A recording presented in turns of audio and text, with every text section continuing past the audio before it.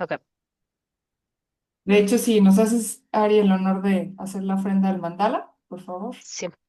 He aquí la gran tierra, impregnada con el aroma a incienso, cubierta con un manto de flores, la gran montaña, los cuatro continentes, usando una joya del sol y la luna.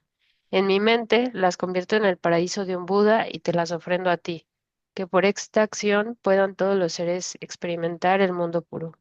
Iram Guru Natmal, ay, Iram Guru Rat, Ranta Mandalakam Niryatayami. Tomo refugio. Ujú.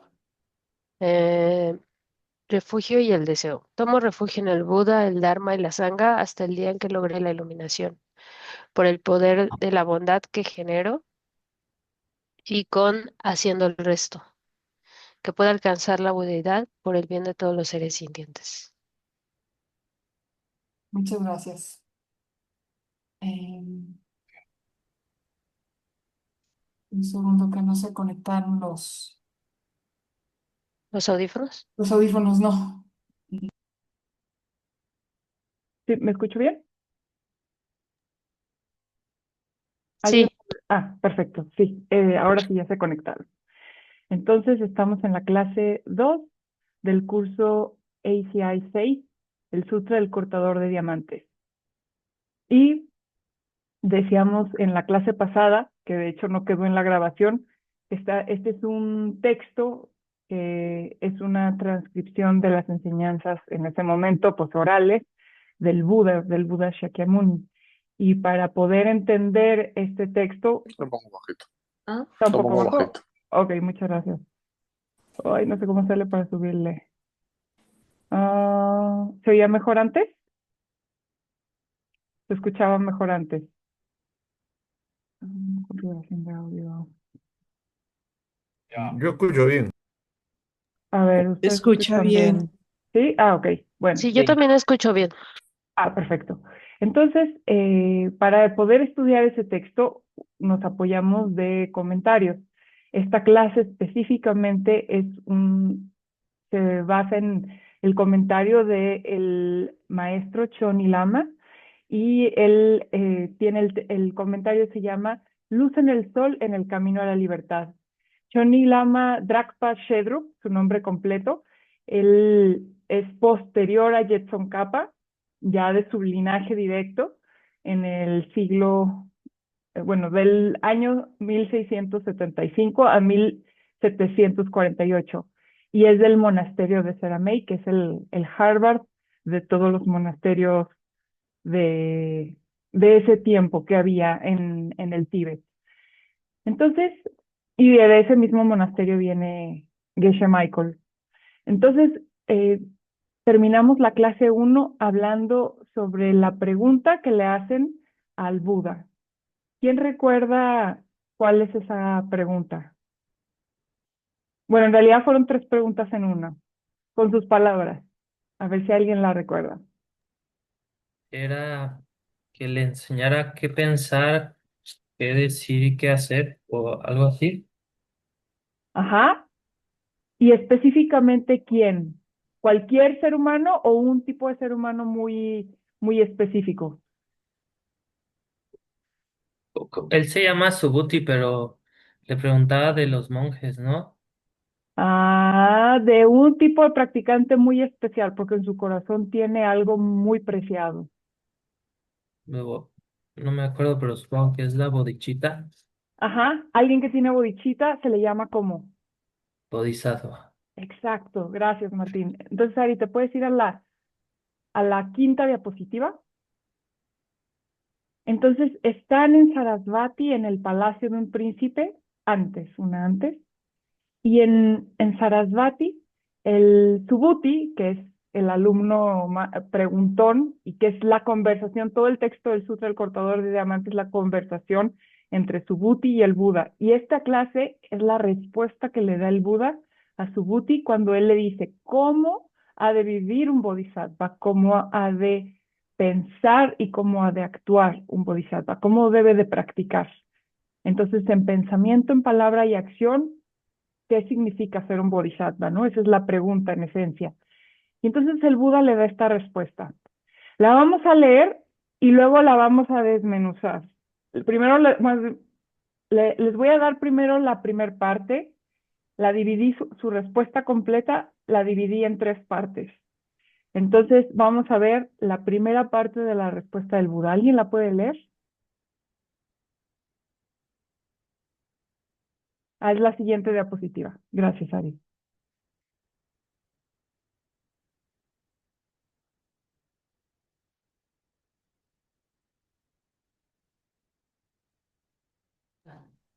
Un bodhisattva debe pensar que llevará absolutamente a todos los seres vivientes al nirvana, a todos y cada uno de los que cuentan entre el rango de seres vivientes, aquellos que nacieron de un huevo, los que nacieron de un vientre, los que nacieron mediante el calor y la humedad, los que nacieron milagrosamente, los que tienen una forma física, los que no la tienen, los que tienen concepciones, los que no las tienen, aquellos que no tienen ni concepciones ni no concepciones.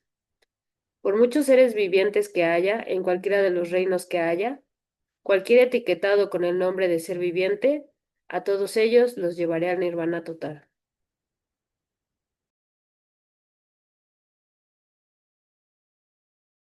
Estás en mute, Sophie. El Buda está describiendo qué en esta primera parte de su respuesta.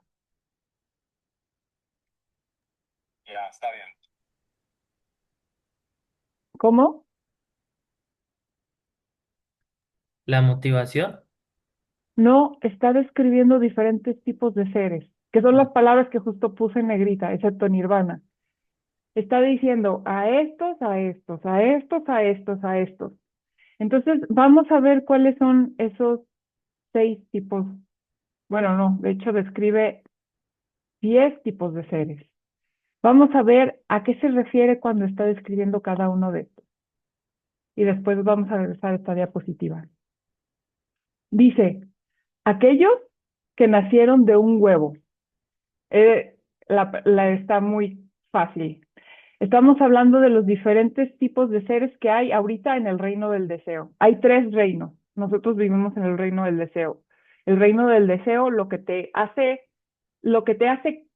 eh, califica para que estés en el reino del deseo, es porque tu vida se basa en buscar sensaciones placenteras, básicamente sexo y comida. Y buscas alejarte, tienes aversión a todo lo que no te trae un placer inmediato. Los que estamos en el reino del deseo, estamos sufriendo justamente por esta dependencia al sexo y a la comida. Todos estos tipos de seres, que estos 3 tipos, 6, ¿te puedes ir a la siguiente diapositiva? Gracias, Ari. Entonces, aquí está, se me movió, esto debería de haber ido antes. Entonces, hay 3 reinos. Vamos a analizar 6 de los que existen en el reino del deseo. Y luego vamos a entrar a las otras 2, el reino de la forma y el reino de la no forma. La siguiente diapositiva. Entonces ya vimos los que nacen de un huevo, reptiles, pájaros, aves, no sé, algunos insectos. Luego están los que nacen de un vientre, que son pues cualquier mamífero. La que sigue, los que nacen de la humedad, como los mosquitos, que la propia agua empiezan a brotar. Los seres que nacen milagrosamente, la que sigue. Hay seres en la historia que nacen así. También dicen, está la historia de Jesús, está la historia de Buda, que dicen que no nació como en un parto natural, sino nació creo que del costado de la mamá, brotó y brotó con ropa y todo, o sea, sin ninguna señal de haber pasado por lo que es un parto donde se aprietan los huesos, se aprieta el cuerpo, hay residuos, nada, o sea, nacen perfectamente. Y luego están los seres, y aquí ya vamos a entrar en el tipo de seres que son de otro reino, que son de los del reino de la forma. Y estos son los que tienen una forma física. Y normalmente es una forma en la que ya no tienen un cuerpo que esté tan sometido a sufrir. Sí hay, sí, o sea, todavía es samsara, estos tres reinos son de samsara, son las clasificaciones del samsara, pero ya es un sufrimiento más sutil. Luego están los que tienen, la que sigue, por favor, los que no tienen forma física, es puramente, y esos son los del reino, vamos a quedarnos en la que no tienen forma física, que son los que están en el reino de la forma. Entonces, Ari, ¿te puedes regresar a la respuesta del Buda, que es la diapositiva 6? El Buda se toma el tiempo de describir cada uno de estos seres, los enlista. ¿Por qué no simplemente dice todos los seres vivientes? ¿Por qué creen que el Buda está como tomándose el tiempo de mencionar a cada uno de estos?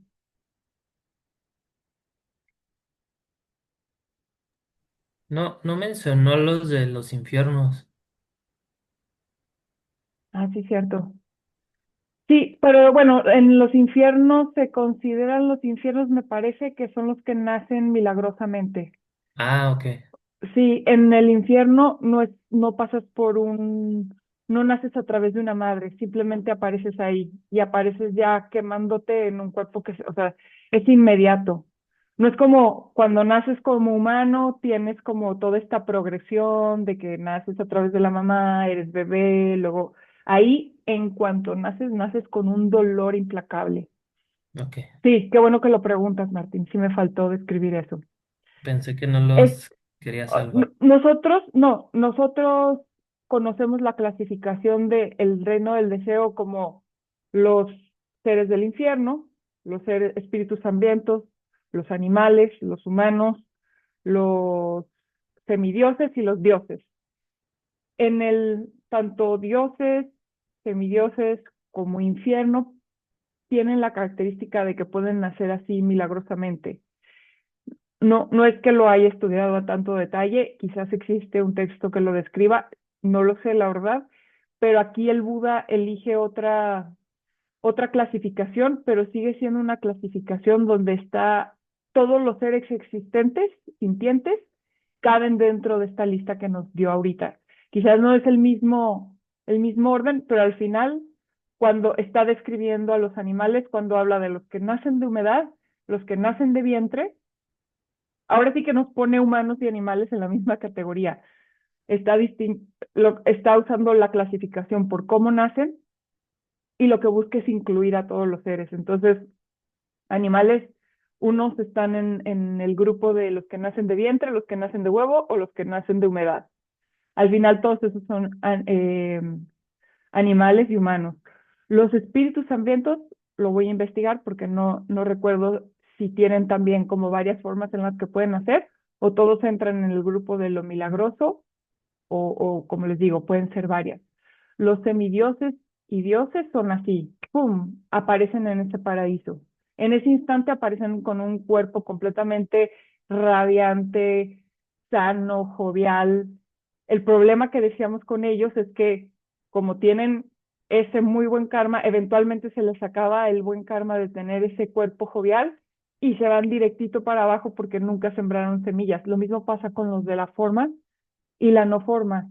Como tienen que la no forma ya no tienen cuerpo, pero es una mente que está en un estado muy placentero, pero entonces dejan de sembrar buenas semillas y sigue siendo en samsara, no es ni nirvana ni iluminación. Entonces, eventualmente se acaba ese karma que los lleva inmediatamente a un reino inferior, ni siquiera al de humanos. Muchos van directo al infierno porque vivieron eones sin sembrar buenas semillas.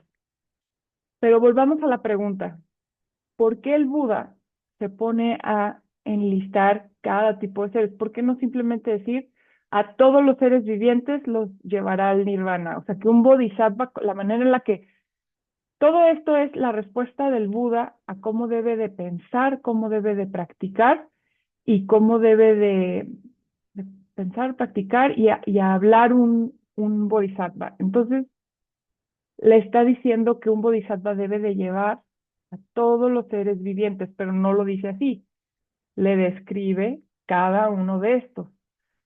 Entonces la pregunta para ustedes es, ¿por qué el Buda quiere hacer este nivel de detalle, de especificar los diferentes tipos de seres en su respuesta?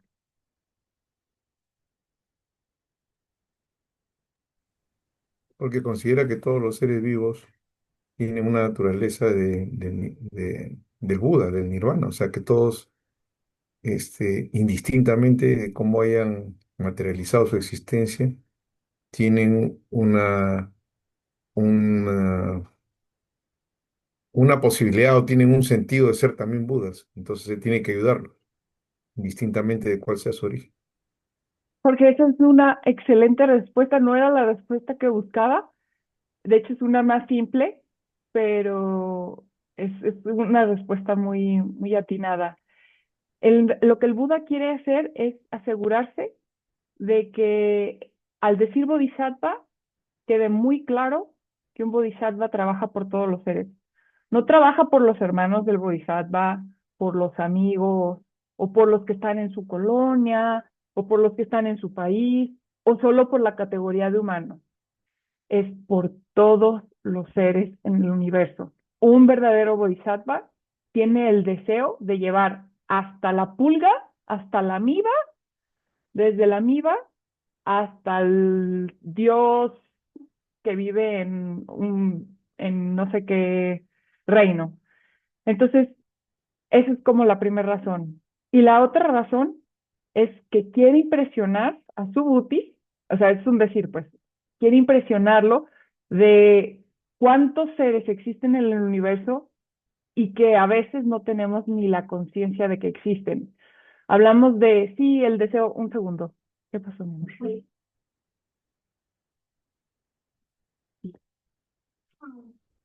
Eh, entonces, está tratando de recalcarle a Subhuti que hay seres en el universo a quienes tal vez no tiene presente y que incluso en esos debe de pensar. Incluso por eso hay que desarrollar este amor incondicional. Y pues es un mensaje para nosotros de contemplar a todos los seres, ya ni siquiera en el planeta Tierra, en el universo, cuando estamos tratando de cultivar este deseo por la iluminación. Bueno, no se los voy a decir, es la que sigue, la sigue. Bueno, nos vamos a ir a donde nos habíamos quedado, nos vamos a saltar hasta la 14. Y entonces, ahora sí, definamos, y es pregunta de tarea, ¿qué es la bodichita? Es decir, decía, decía Martín al inicio, es un bodhisattva es alguien que tiene bodichita. ¿Qué es bodichita de acuerdo a Maitreya? Pueden leer la definición.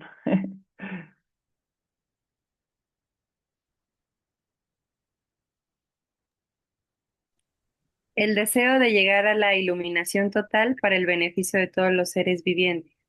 Ok, y cuando decimos todos los seres vivientes ya quedó bien claro que es todos, de todas las formas en las que tomaron un cuerpo o ni siquiera ya tienen cuerpo, los que solo son luz, a todos ellos estamos deseando poder ayudar.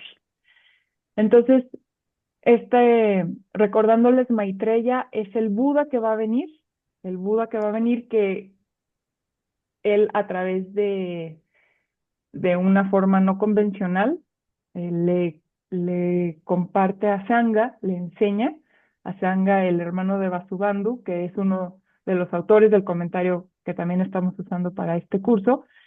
Asanga es el meditador que se va a la cueva, que no puede encontrarse con Maitreya y en un momento de suma compasión se encuentra con él y ahí le enseña justamente lo que es la bodhicitta, entre otras enseñanzas que luego iremos estudiando.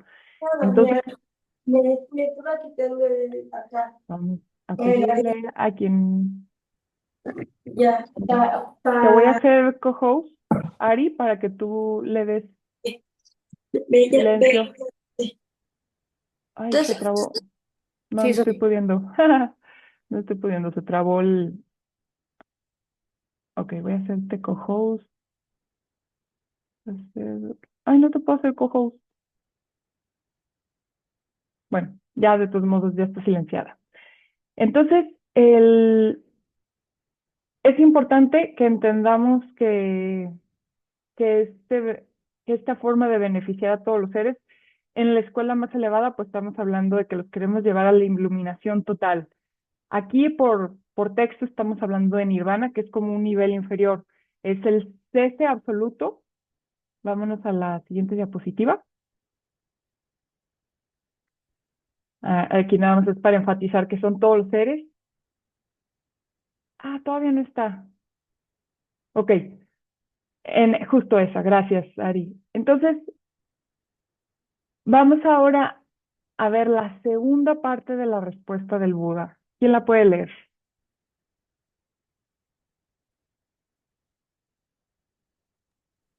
A todos ellos los llevaría al nirvana total, a la esfera más allá de todo dolor, donde no queda ninguna de las partes de la persona. Gracias, Jorge. Es un poco truculento. Cuando leemos nirvana total se puede tomar como sinónimo de la iluminación. El nirvana sin total, o en cierto contexto, en cierta escuela, se va a interpretar como un paraíso, como llegar a un lugar donde ya no hay un cese absoluto de aflicciones mentales, pero el que llega ahí ya no puede sufrir más, ya se salió de samsara, no hay punto de retorno, sin embargo no tiene la capacidad, todavía no tiene el cuerpo de un Buda y no puede ayudar a que otros, no tiene la omnisciencia que le va a permitir saber cómo verdaderamente ayudar a otros. Sin embargo, aquí cuando habla de nirvana total sí se está refiriendo a la iluminación. Entonces, recordemos y analicemos a qué se está refiriendo la palabra nirvana. La siguiente, por favor, Ari. Nirvana ya lo habíamos estudiado como el cese de aflicciones mentales. Y aquí Choni Lama lo está describiendo como el detener, esa capacidad de detener cualquier tipo de dolor que nos hace sufrir, que es nuestro karma y nuestras aflicciones mentales. Entonces, hay diferentes tipos de sufrimiento. Si los agrupamos en tres, como los tres más categóricos, está el sufrimiento del sufrimiento, que es cualquier dolor, algo que dirías tú, pues es tu sufrimiento, ¿no? Que te caigas y se te rompe un brazo, que te duela la cabeza. Algo que es contundente el sufrimiento. No necesariamente tiene que ser físico, puede ser algo emocional también. El sufrimiento del cambio, pues es ese sufrimiento que viene cuando, por ejemplo, empiezas un nuevo trabajo o abres un negocio y pasan los meses o pasan los años y ese proyecto deja de serte atractivo. Incluso te trae nuevos problemas, te trae mucho sufrimiento. Algo que en su momento daba goce o una relación de pareja, donde al principio era la persona que te hacía sentir maripositas y luego se vuelve monótono, se vuelve aburrido, ya no te sientes tan atraída o ya no te sientes tan cómoda o al revés, tan cómodo o tan contento. Ese es el sufrimiento del cambio, que es este sufrimiento que permea todas nuestras experiencias, las cosas que siempre están cambiando y no puedes detener ese cambio. Y no solamente es que algo te guste y luego te deje de gustar, pero eso como ejemplifica muy bien cómo algo va cambiando. Y luego el sufrimiento que lo permea todo, como este pensamiento que está oculto y luego ves una película o a alguien le pasa algo y viene a flor de piel, que es esta idea de me voy a morir. O sea, eventualmente llegará un día donde pierda a todos o todos me pierdan, donde no pueda todo a lo que le he dedicado mi vida, dejará de ser parte de mi vida. Entonces, a veces lo tenemos muy en el subconsciente, otros lo tenemos más en flor de piel. A veces hay momentos en nuestra vida que nos lo trae ese sufrimiento de golpe, nos lo restriega en la cara, pero siempre está ahí, siempre está latiendo, latiendo, lastimando. Es como algo que lastima muy de fondo, pero constantemente. Ese es el sufrimiento que permea todo.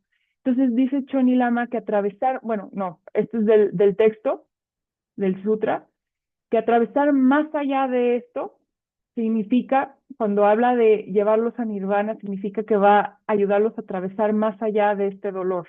Es decir, que va a eliminar, aunque no lo dice así literal, está hablando de eliminar de forma permanente el sufrimiento en uno mismo.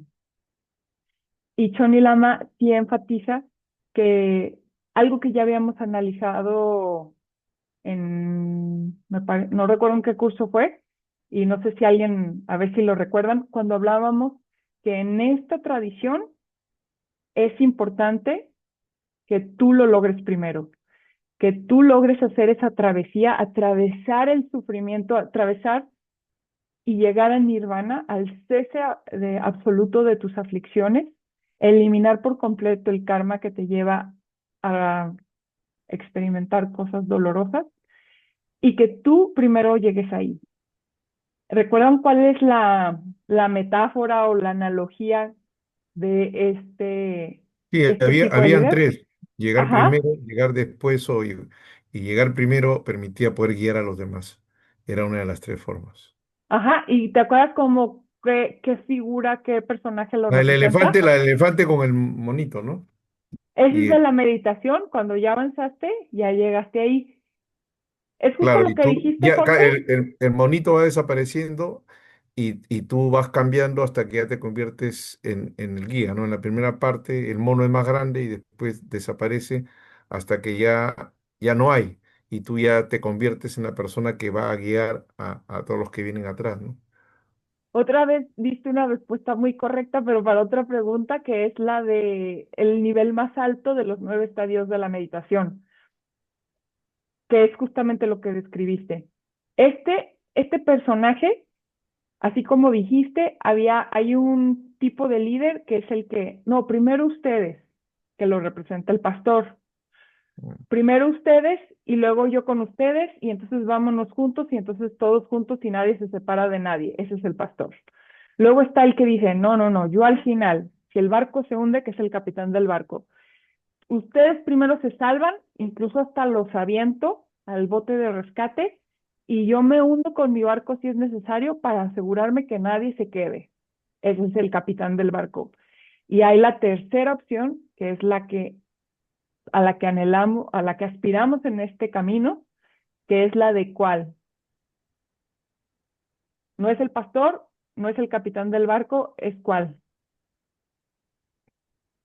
Es el guía, el león. El rey. Ya lo tenías, por eso dijiste león. Gracias, Martín. Sí, es el rey. Es el rey el que dice, primero yo, para después ayudarlos a todos. Digo, un rey genuino que sí busca el interés y el bienestar de su pueblo. Yo iba a Entonces, decir el rey león. te digo que ya lo tenías. Entonces es el rey. Y Johnny Lama hace énfasis en eso. Dice que debemos de tener presente que cuando hablamos de llevar a otros al nirvana, que tengamos presente que primero la forma más noble de ayudar a otros es lográndolo tú. Porque hasta que no lo logremos, no vamos a verdaderamente ayudar a nadie. Y hay otra historia que, a ver si se acuerdan, ya se las he contado, que representa esta misma idea de que primero tienes que iluminarte tú. Esta es una historia de una familia que está huyendo por las montañas y entonces el padre de familia se da cuenta que pues no van a sobrevivir y ¿qué es lo que hace? Se queda con la familia para que todos mueran juntos de hambre, pero juntos, o va y busca atravesar las montañas para encontrar alimento, tener la fuerza y luego volver a rescatar a su familia. ¿Recuerdan esa historia? ¿Cuál de las dos cosas hace de acuerdo a esta idea de primero iluminarte tú?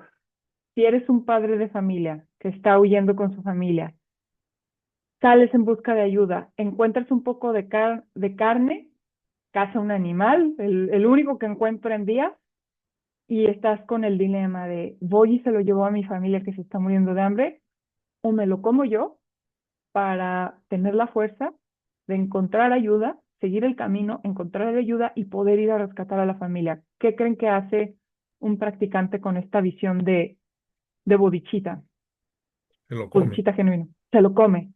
Se lo come, queda claro que tiene el deseo único, auténtico y profundo de ayudar a su familia, pero entiende que la única forma de ayudarlos es teniendo la fuerza interior suficiente para verdaderamente ayudarlos.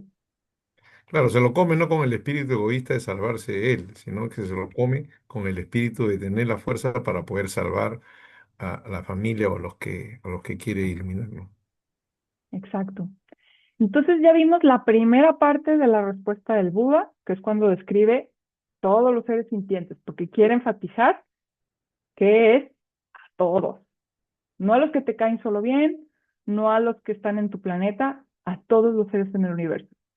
Ya analizamos la segunda parte de la respuesta, que es, está hablando como a qué se refiere cuando habla de llevarlos al nirvana total, que es el cese absoluto de las aflicciones en nivel iluminación. Ahora vamos, abróchense los cinturones, porque esto sí está más complicado. Esto estuvo fácil. Ahora vamos a la tercera parte de la respuesta. ¿Quién la puede leer? ¿Le cambias, por favor, Ari? Yo la leo. Sin embargo, aunque consiga llevar a este número ilimitado de seres vivientes al nirvana total, no habrá ningún ser viviente que haya sido llevado al nirvana total.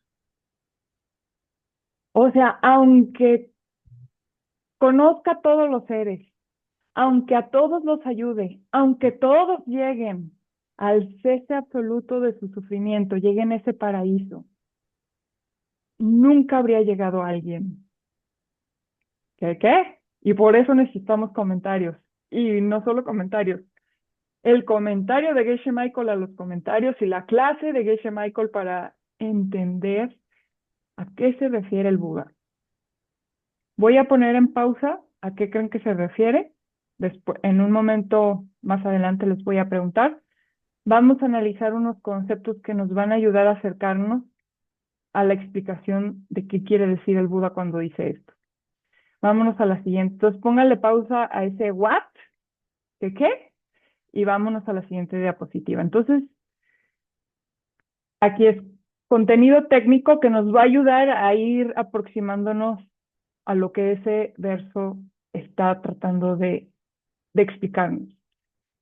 Siguiendo con el tema de bodhicitta, hay dos tipos de bodhicitta.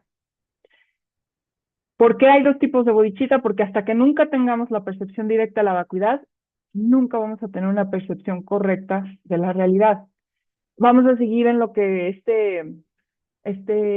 Héctor nos describía, que estamos constantemente, estamos etiquetando como realidad lo que percibimos con el 0.00035% de nuestra capacidad visual.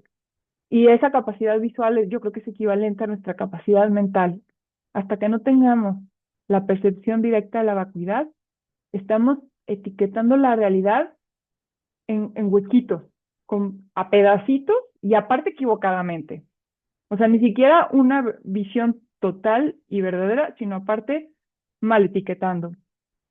Entonces, un bodhisattva es un guerrero espiritual sumamente valioso y hay niveles dentro de los bodhisattvas. Ya cuando entremos en el curso donde se enfoca a desarrollar el estilo de vida de un bodhisattva, vamos a entrar en materia de, ahora sí, definir los niveles del bodhisattva, pero lo importante es decir que un bodhisattva ya es alguien sumamente realizado. El tener bodhicitta en tu corazón ya eres alguien sumamente valioso y para los budas ya eres considerado un hijo, pero aún no eres un buda. Entonces, hasta que no entres en el sendero de la visión, estás en una realidad engañosa.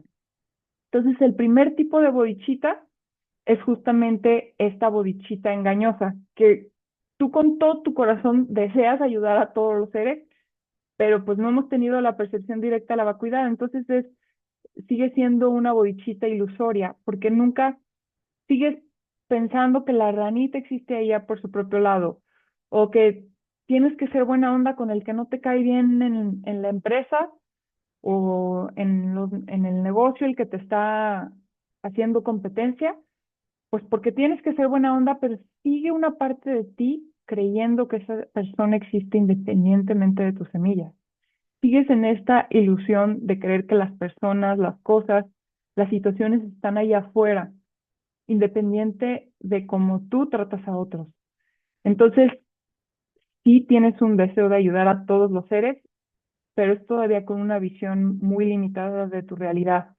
Y la forma suprema, pues, es la forma en la que tienes ya la percepción directa a la vacuidad, que incluso dice Geshe Michael en esta clase que puede ser un sinónimo, la bodhicitta suprema es un sinónimo de la percepción directa de la vacuidad.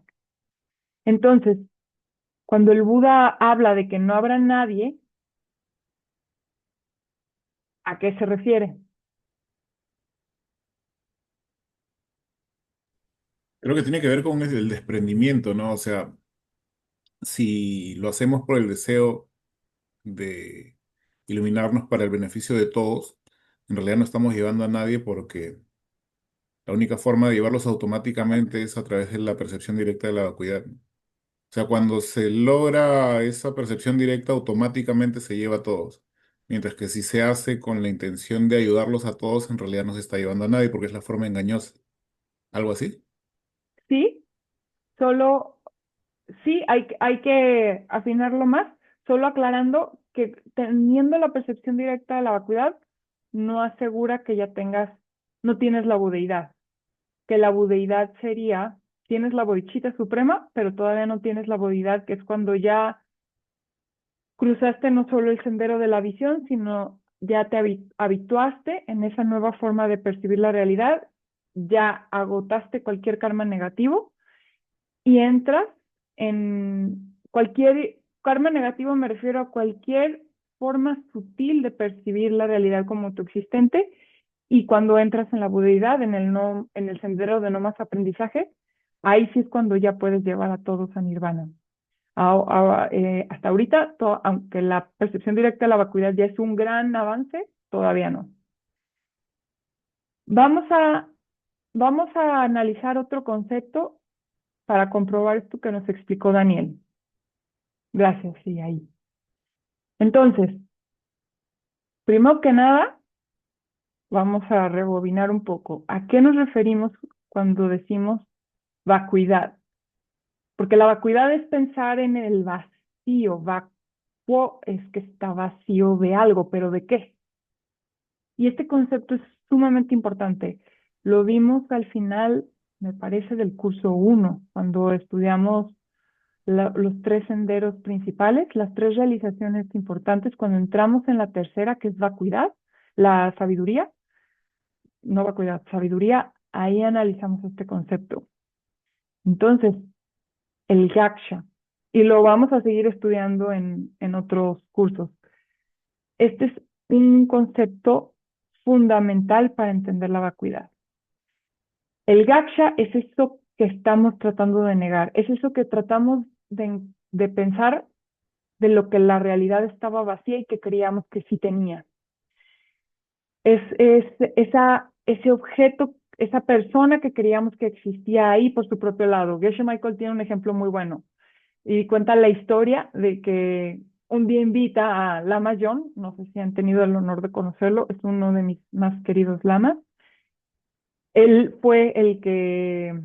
es el que lleva todo el proyecto de ALL, la Asian Legacy Library, donde rescatan todos los textos y lleva, no sé cuántos años, o sea, desde los 90 ayudando a Geshe Michael, viajando por todo el mundo, rescatando textos. Este comentario de Choni Lama, gracias a él y otro equipo se rescató. Entonces, dice que un día va con la Mayón y van a cenar, se sientan, cenan muy rico, hacen nuevos proyectos, platican de cómo van, y cuando llega la hora de pagar la cuenta, llega la cuenta, y entonces Geshe Michael se para, busca en su cartera, y por más que se toca, no hay tal cartera. Ese es un gaksha, el objeto que él creía que estaba ahí y que no está. Y seguramente a varios nos ha pasado que tienes que pagar el ticket de estacionamiento y la moneda o la cartera que creías que estaba ahí no está. Esa sensación de aquí me doy cuenta que no hay algo que yo creí que había. Eso, ese es el objeto que queremos negar. Y es sumamente importante, porque si no, no podemos encontrar lo que sí hay, que en realidad es esa ausencia. O sea, lo que quieres es llegar a la sensación, a la realización de que aquello que creías que existía no existía o solo existía como una proyección de tu mente. Bueno, ya me adelanté un poco.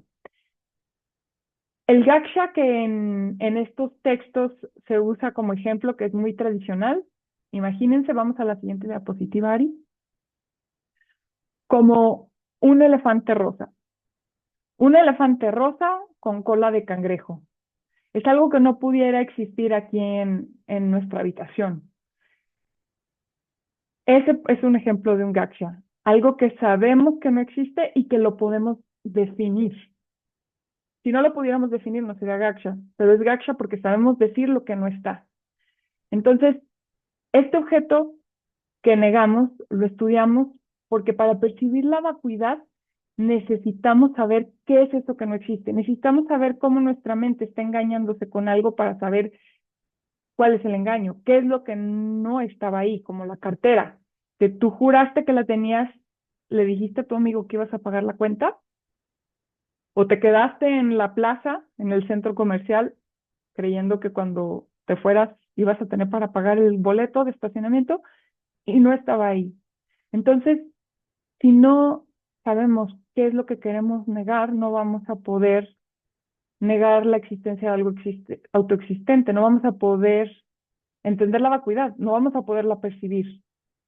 Y justo esta diferente definición de Gaksha, las diferentes formas en las que se explica el Gaksha, es lo que le da origen a las diferentes escuelas. Cuando ustedes me escuchan decir, ay, la escuela baja, la escuela de Abhidharma, la escuela detallista, la escuela solamente, la escuela más alta, la madhyamika, prasángika, lo que cataloga a cada una de estas es cómo explican eso que niegan, eso que la vacuidad está cancelando. Lo que la forma en la que dicen que las cosas están vacías de ser es el gaksha, es lo que distingue una escuela de otra. Y en la escuela más alta, y esto sí es bien importante, en la madhyamika prasángika, el gaksha es el objeto autoexistente. Y cuando decimos que es autoexistente, nos estamos refiriendo a que algo exista independiente a mi percepción, sin la proyección de mi karma, sin mis semillas que se postran como imagen luminosa sobre ese objeto, sin esa etiqueta que imprime mi mente para que algo se convierta en algo, para que algo sea rico, para que algo sea divertido, para que algo sea interesante, inteligente, algo o alguien. El objeto aquí cataloga personas, seres sintientes, experiencias, cosas en general.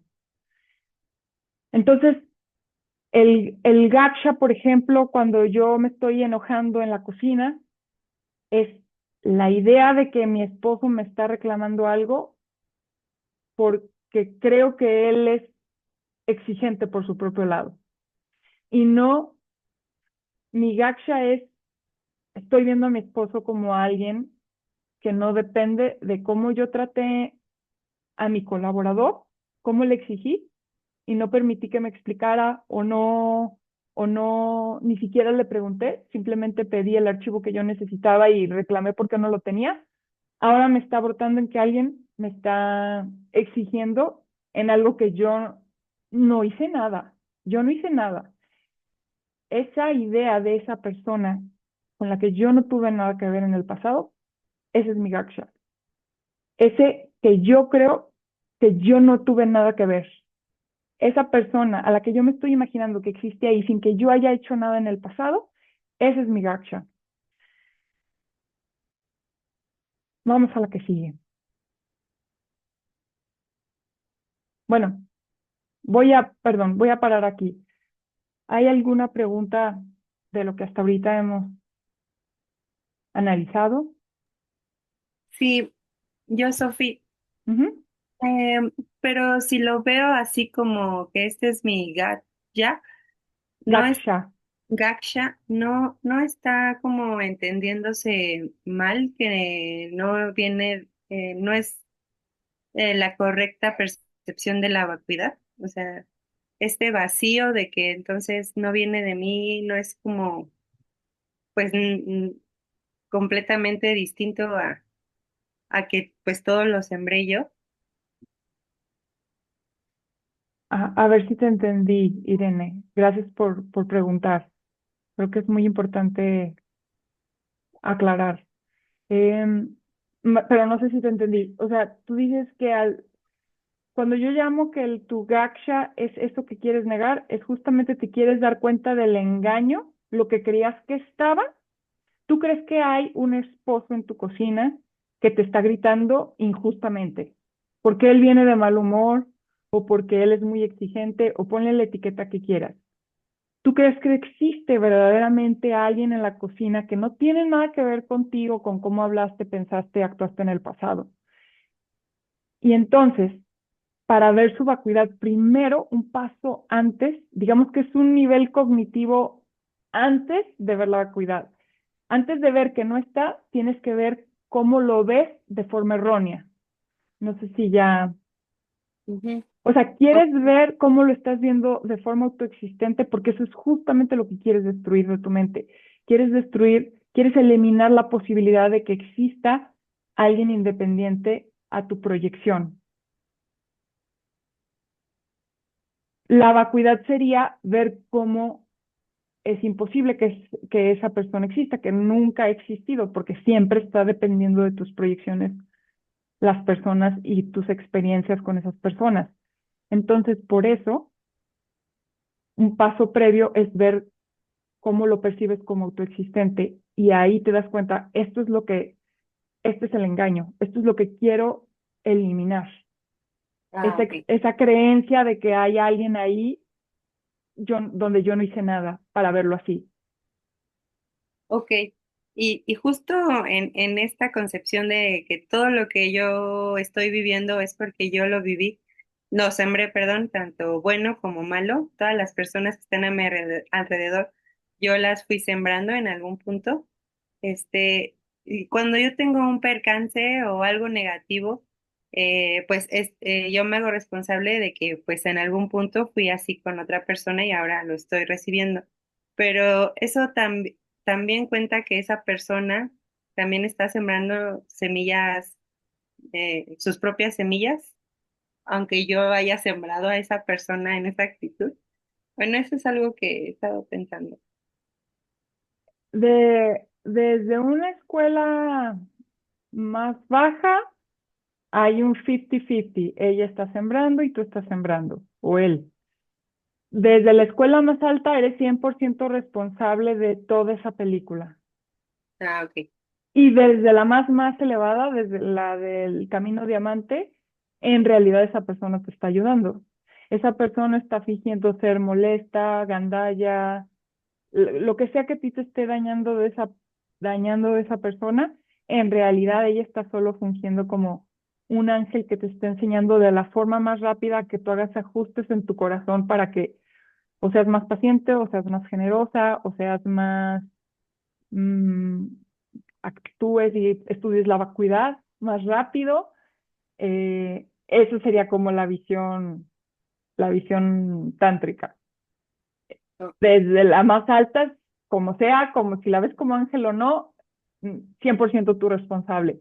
Escuelas más bajas te debatirían que no, también estás sembrando, tú también estás sembrando. Esa persona tiene una parte que existe allá afuera, pero hay otra parte que comparten. Ya depende desde dónde debatimos, pero pues estamos en la escuela más alta. Entonces, sí, también eso viene de ti. Ok. Bueno, entonces vámonos a la siguiente. Ah, ya estamos ahí, perdón. Entonces,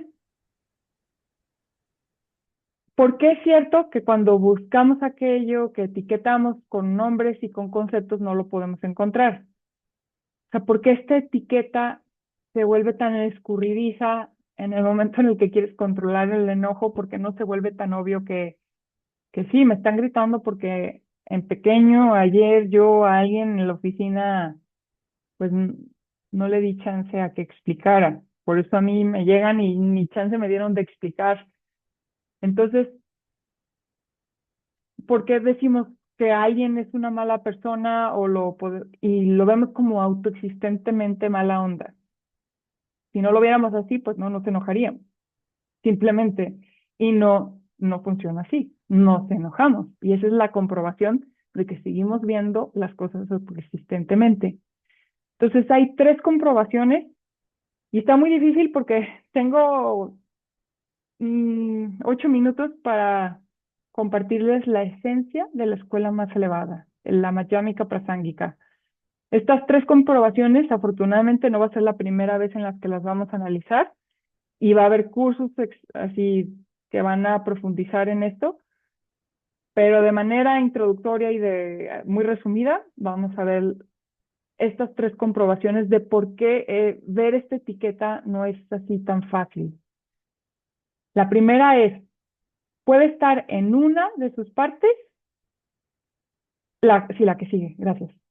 Puede estar en una de sus partes o alguna de sus partes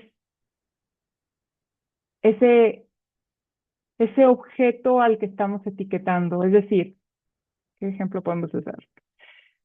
Analicémoslo con algo muy básico. Mujer. ¿Qué ven en mí que les haga ponerme la etiqueta de mujer? O sea, cuando yo aparezco en este Zoom, y empiezo a hablar y me empiezo a mover y empiezan a ver estos píxeles, porque solo son píxeles, formas, colores, decibeles, si es que hablo, y ustedes, ¡pum!, ponen la etiqueta, ponen muchas etiquetas, pero vamos a usar solo la de mujer. Vamos a mantenerlo simple. ¿Qué es lo que ven en mí cuando aparezco en la pantalla que dicen, es mujer, Sophie, sí, mujer? Díganme ejemplos, no lo piensen mucho. ¿Qué sería? Cabello, ¿no? Cabello, ¿qué Es, específicamente el cabello? Bueno, no sé, el largo. peinado, ¿Ok? eso. Carita fina, bueno, como Ujú. La La voz, sonrisa. Ujú. Labios. Labios pintados, sí, todo eso, ¿no? Eso. Entonces ustedes solo están viendo tú, partes y me convierto en mujer. Ven partes. Entonces estamos tratando de comprobar qué es lo que hace que la etiqueta de mujer funcione. Creemos a veces que es una de sus partes o alguna de sus partes. Para algunos tiene que ver más el cabello, para otros la boca pintada, el tipo de facciones. Entonces, si yo ahorita, a ver, si yo ahorita no me ven, no me están viendo y nada más ven esto, ay, si de repente prenden el Zoom, es la primera vez que vienen a esta clase y nomás ven este mechón, ¿ustedes piensan mujer? No me conocen, no saben a qué vienen. Por alguna razón entraron a esta llamada y ven esto. ¿En ese momento piensan mujer? No, no. O sea, bueno, Entonces, si no escucho tu voz, sí. no, haz de cuenta que no estoy hablando. Ok. O si yo ahorita en este momento me pinto bigote. Uy, no se pintó nomás. Si yo ahorita me pintaron bigote y ven esta parte de...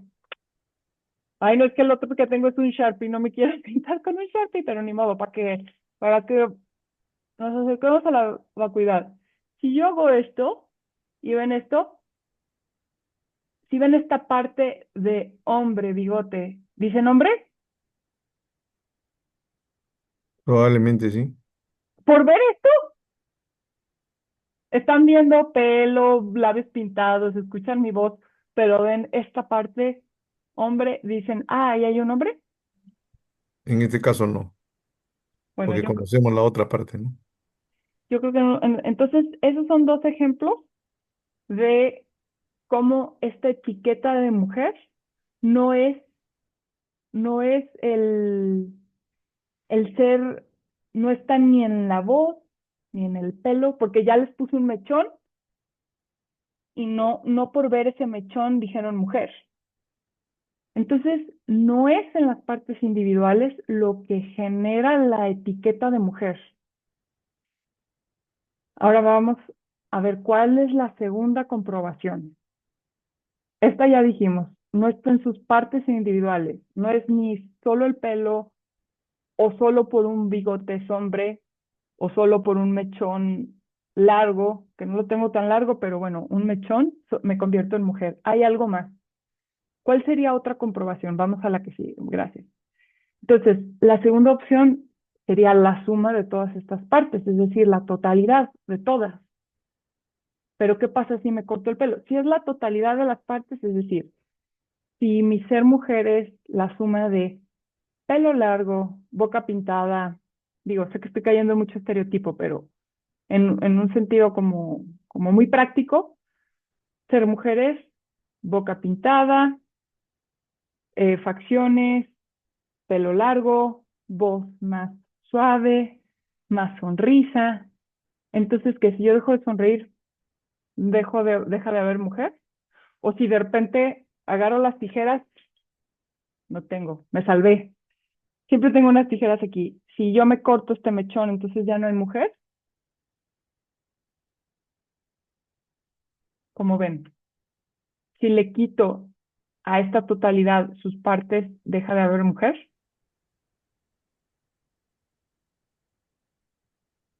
No. Tampoco. No.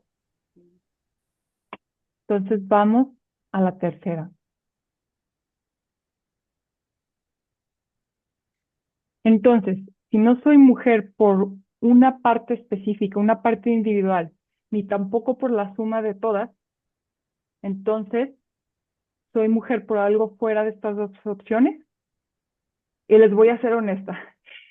Esta tercera me tomó mucho trabajo como entender cuáles serían específicamente las otras opciones.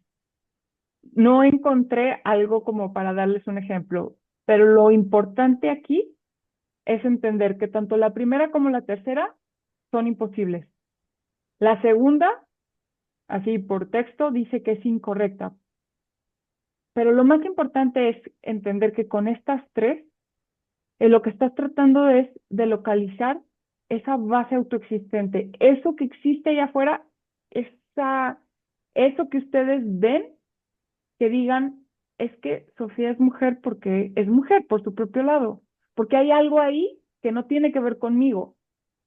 Entonces, con estas tres comprobaciones estamos tratando de encontrar cómo es que soy mujer, porque tú tienes la etiqueta de mujer, porque hay un significado en tu mente, una idea de mujer, que cuando tú ves estas formas, escuchas estos decibeles, en un instante es muy rápido y por eso no ves esa etiqueta surgir, pero tú etiquetas esto como mujer. Y no es por una parte en específico, ni es por la suma de todo. Tú tienes una parte en ti. Hay una pieza en ti que es tu etiqueta que se requiere para que me percibas como mujer. Semillas, karma, archivo mental, impresión mental, un constructo que tú lo tienes que tener para que cuando me veas aparecer en el Zoom, tú me etiquetes como mujer. Y en este ejemplo, pues es muy fácil, pero cuando tienes al esposo que te está gritando en la cocina, pues no es tan fácil. No es tan fácil decir, yo tengo el constructo para ver, yo tengo el archivo, yo tengo la etiqueta mental para que esta persona sea ahorita agresiva conmigo. Pues no surge tan rápido este entendimiento. Entonces, por eso estudiamos. Y entonces, cuando el Buda está tratando de decir que no habrá nadie, no habrá ningún ser viviente, o sea, aun y cuando hayas llevado a todos al nirvana, al cese de las aflicciones, nunca habría habido nadie que haya sido llevado. Lo que está tratando de hacer énfasis es en esta parte de que no pueden existir seres sintientes, ni los que nacieron de huevo, ni los que nacieron de vientre, ni los que milagrosamente surgieron, los de sin forma, los de con forma, ninguno de esos seres existe si no estuviera la proyección de tu mente, si no tuvieras la etiqueta de ser sintiente. Entonces no podrías llevarlos a la iluminación si no entendieras cómo son interdependientes de tu propia mente. Y porque son interdependientes, puedes ayudarlos, puedes llevarlos a nirvana. Y esta esto es como la clave del Sutra del cortador de diamantes. Esta frase, ¿podemos regresarnos, Ari, a la tercera respuesta del Buda, la tercera parte de la respuesta?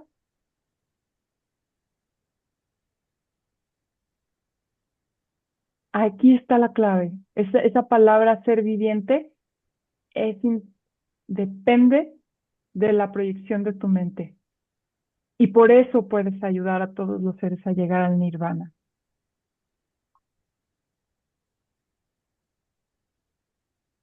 Y sé que hay preguntas, espero podérselas responder. Y si no, me gustaría cerrar aquí. Y este va a ser un tema que vamos a seguir cocinando, vamos a seguirle aumentando conceptos que nos ayuden como a encontrar. Hablar de vacuidad es muy difícil porque no estás definiendo algo que existe, estás al contrario, estás negando lo que no existe. Entonces, estás hablando todo el tiempo en ausencias, en negativo, y por eso hay que nombrar lo que se da por sentado y hay que hacer esta discriminación, esta clasificación. Y es un proceso como reacio, no es como cuando hablamos de bodhicitta y define la bodhicitta y luego sientes que te brota el amor y el entendimiento. Acá no. Es un ejercicio de ir quitando, de ir encontrando lo que no está, irle poniendo nombre a lo que no debería ni de tener nombre porque nunca ha estado ahí. Entonces, los escucho. ¿Tienen alguna pregunta, algún comentario?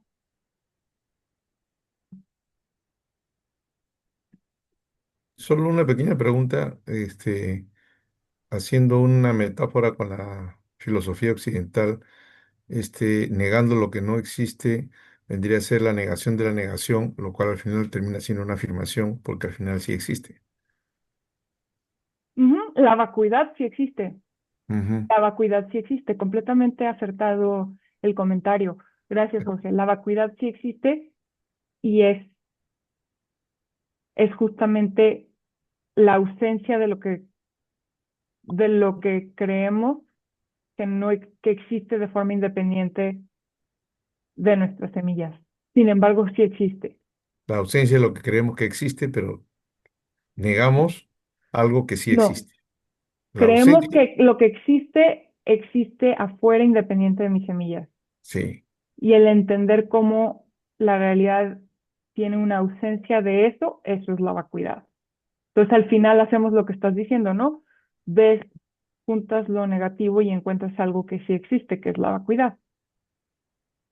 O sea, es un buen camino para inteligir la vacuidad. Es una buena analogía. Solo recalcando que lo que no existe es esa cosa autoexistente. O cuando digo autoexistente, es algo que exista sin depender de que yo lo perciba, de que yo con la información, con las impresiones que yo traigo, lo etiquete o lo nombre, le ponga ese nombre. La mujer que tratamos de definir, esta mujer, solo puede existir porque ustedes tienen el concepto de mujer.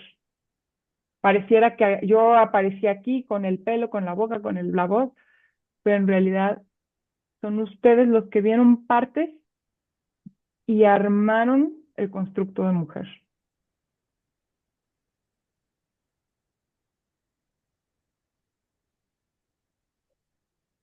Vámonos a la tarea. En la próxima clase vamos a hacer,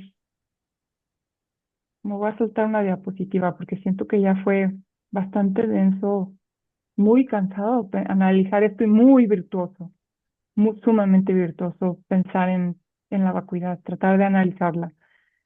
Entonces me gustaría cerrar aquí como con esta, así escucho nuestras mentes así haciendo como que se están reajustando, reacomodando, con ese ruido incómodo pero nutritivo. Aquí vamos a cerrar. La tarea de meditación es realizar un análisis donde busques las cosas que etiquetas, es decir, puede ser tu trabajo, puede ser tu relación de pareja, puede ser lo que vas a desayunar, saliendo de meditación, lo que sea, pero ver cómo estás etiquetándolo, comprobar si esto que estás analizando en tu meditación, tu desayuno, tu relación, tu propia identidad, existe sin tus etiquetas. Esa es la tarea de meditación. Está padrísima, ¿no? Cada quien elige su objeto de análisis, cada día puede ser uno diferente. Si tienen dudas, por favor, no duden en consultarme. Y vamos a, Jorge, ¿nos ayudas a cerrar la clase? Correcto. Ofrenda del mandala.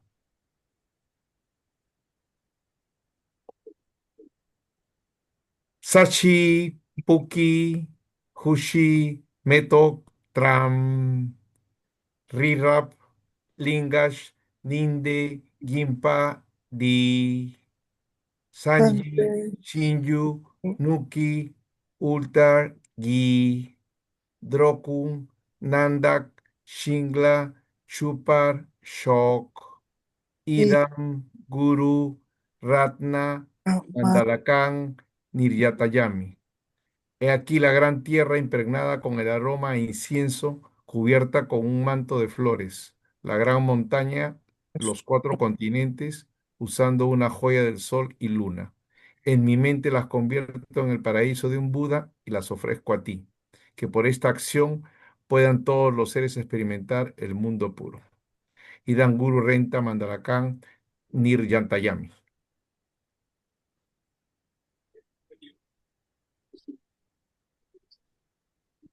Dedicación de la bondad de una acción, que por la bondad que acabo de realizar todos los seres vivos terminen la colección de mérito y sabiduría y así generen los 2 cuerpos supremos que el mérito y la sabiduría crean. Muchas gracias, Jorge. Gracias a todos. Es una clase densa y sumamente importante para irnos acercando a un entendimiento más perfilado sobre vacuidad. Entonces, bien hecho, bien logrado todo. Gracias por su paciencia y nos vemos el próximo lunes. Creo que la clase ya va a estar, ya salió mi mamá, Lucía, de retiro, entonces creo que ella ya la va a impartir. Entonces, estoy muy Gracias, contenta. Sofía. Muchas Gracias, gracias. Sofía. Está muy bien. Gracias, que descansen. Gracias. Buenas noches. Gracias. Muchas gracias. Gracias. Hasta luego.